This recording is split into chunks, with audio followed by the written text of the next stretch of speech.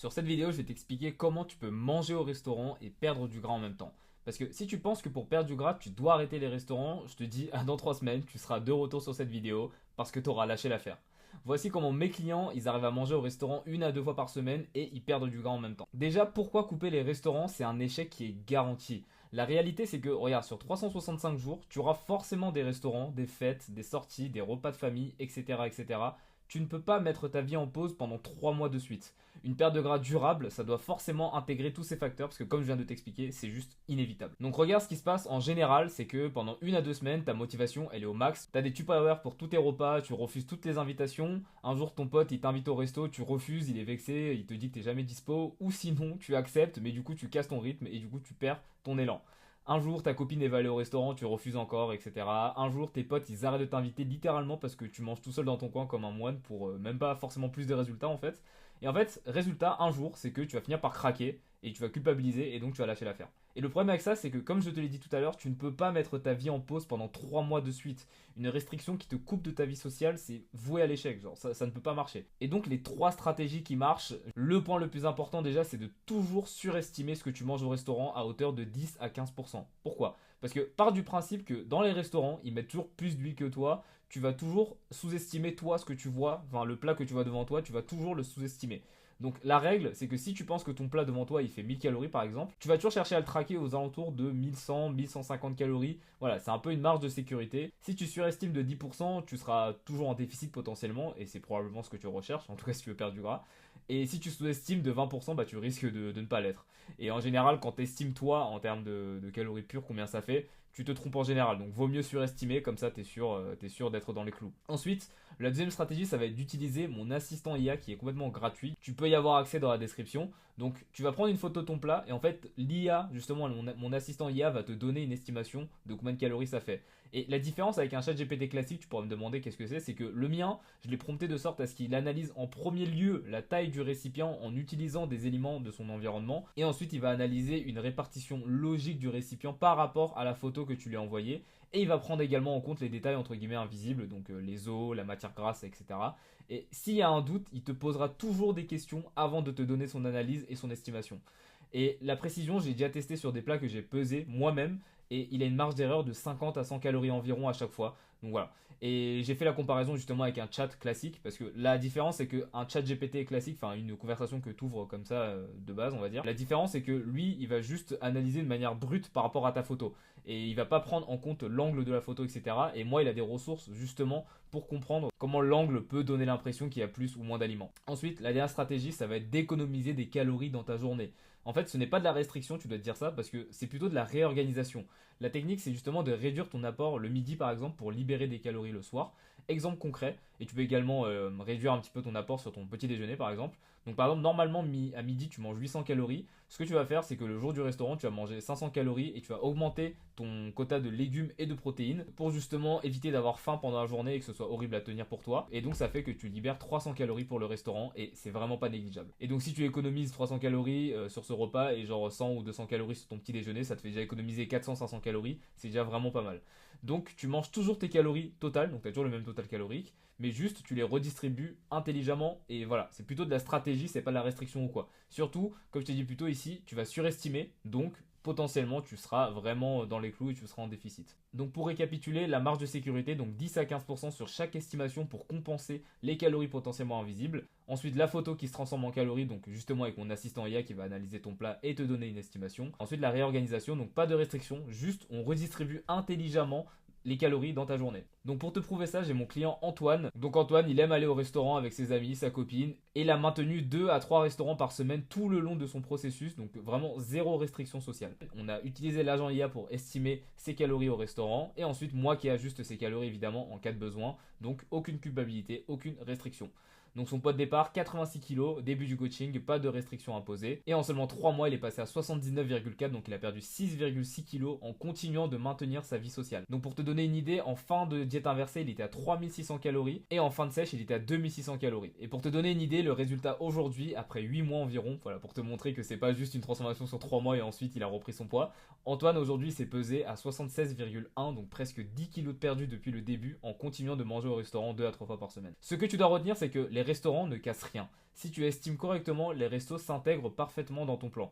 Le problème n'est jamais le resto, c'est le fait de le subir au lieu de le contrôler. Ensuite, tu dois bien comprendre que avoir une vie sociale, ça ne veut pas forcément dire que tu vas échouer ta perte de gras. Tu peux sortir, voir tes potes, manger avec ta copine et perdre du gras. Les deux ne sont pas incompatibles, il suffit d'avoir la bonne stratégie. Et la dernière leçon, c'est que les outils, c'est le truc qui va passer au-dessus de ta motivation. Le fait d'avoir des outils, tu n'auras même pas besoin d'être motivé pour faire tes tâches ou la discipline, quoi que ce soit. L'agent IA, justement, un dashboard qui est clair et un accompagnement qui est précis et calibré, ça te permet d'avoir une estimation qui est précise sans trop d'efforts. Et tu n'as pas besoin de plus de volonté, tu as juste besoin de meilleurs outils. Et ensuite, pose-toi cette question, est-ce que ce que tu manges, ça te fait foncièrement plaisir sur le moment et après coup?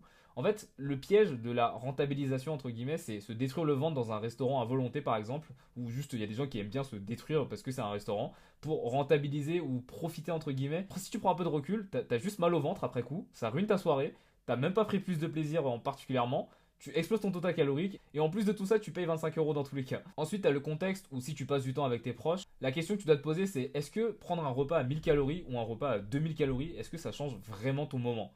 Si oui, ça change ton moment, bah écoute, prends le 2000 calories, il y a des solutions quand tu dépasses, je vais y venir juste après. Si le 2000 calories c'est foncièrement toi ce que tu veux, tu sais que ça va te faire plaisir sur le moment et après coup, dans ce cas-là, vas-y. Et si jamais ça change rien à ton moment et que c'est même pas ce que tu as envie particulièrement et que juste t'es là pour te défrir, bah en fait juste prends le 1000 calories, pourquoi tu te forcerais à te faire du mal entre guillemets? Parce que quand tu penses, voilà, ça t'apporte vraiment rien quoi au final. Après donc t'as le contexte, si jamais c'est un repas au travail par exemple avec tes collègues ou quoi, bon, faut que tu vois en fonction du contexte, ça je peux pas te donner un truc généraliste, mais voilà, encore une fois si jamais tu te dépasses, c'est ok, il y a des solutions à ça, mais surtout toujours c'est toujours la même chose, te force pas à faire quelque chose que tu ne vas pas aimer ou tu vas pas prendre de plaisir. Ensuite, s'il y a un contexte où tu testes un restaurant, bah écoute, l'objectif c'est de tester, donc si tu dépasses, c'est ok, encore une fois, c'est l'expérience qui va compter. Tu vas pas commencer à traquer dans un restaurant étoilé ou quoi que ce soit. En fait, le but c'est vraiment que juste tu deviennes pas un malade mental, voilà, un malade mental socialement parlant. Tu ramènes pas une balance à un restaurant, reste un humain un peu normal, on va dire. Et dans tous les cas, sache que regarde, dans un restaurant, ça reste des aliments. C'est juste que tu ne peux pas savoir précisément les quantités, mais ça veut pas dire que c'est impossible à gérer, parce que ça reste des aliments, donc ça reste des calories en soi. C'est juste que bah ils sont pas pesés par toi, donc tu ne sais pas. C'est juste ça. Maintenant, une stratégie en vacances. Donc écoute, si tu veux contrôler le plus simplement possible, j'ai une solution pour toi. Et si jamais tu veux pas traquer, c'est pas un souci. C'est vraiment là, je te dis ça, c'est pour ceux qui veulent tryhard un peu et garder un œil sur ça, de manière vraiment très simplifiée. Donc justement la méthode super simplifiée déjà c'est qu'en vacances le but pour toi, de toute façon ça c'est un truc, c'est même pas je te dis de faire ça, c'est même pas un conseil, c'est que tu dois le faire, visite en fait, fais le maximum de trucs tous les jours et en fait ça va juste augmenter ta dépense au quotidien et donc naturellement bah, tu auras une grosse dépense donc ça va être plus compliqué pour toi de dépasser tes calories etc. Ensuite ça va être de focus vraiment uniquement ton total calorique et rien d'autre, genre les protéines, lipides, glucides. Bon, si tu veux, mets un petit focus, si tu veux, sur les protéines, mais voilà, vise pas non plus forcément à un chiffre précis, quoi. En fait, oublie les macros vraiment, genre, oublie un peu les détails et tout, juste le total sur la journée, à peu près. En fait, voilà, faut te dire que tu bouges beaucoup, tu explores, tu profites, et tu vas juste garder un œil sur ton total calorique, ça va déjà t'aider parce que bah, si tu bouges beaucoup, il va falloir que tu manges pour, sinon tu vas être très fatigué sur tes journées. Je vais te montrer un peu la technique. En gros, tu vas prendre sur ton application de tracking d'aliments, donc voilà, moi j'utilise Macro. Donc la solution, regarde, c'est si jamais tu es à un restaurant par exemple et tu as un plat qui est devant toi et tu penses qu'il fait 1100 calories et que voilà, par exemple tu as donné à l'agent IA et il te dit que ça fait 1150 calories et imaginons c'est, je sais pas, c'est du riz avec du poulet. Tape genre riz poulet comme ça dans la barre de recherche, tu vois, et tu vas dans bibliothèque comme ça. Et voilà, par exemple, tu prends le premier truc, voilà, tu te prends vraiment pas la tête. Et là, tu vois, ça fait 509 calories. En fait, ce que tu vas faire, c'est que tu vas mettre, voilà, genre 2,2 voilà.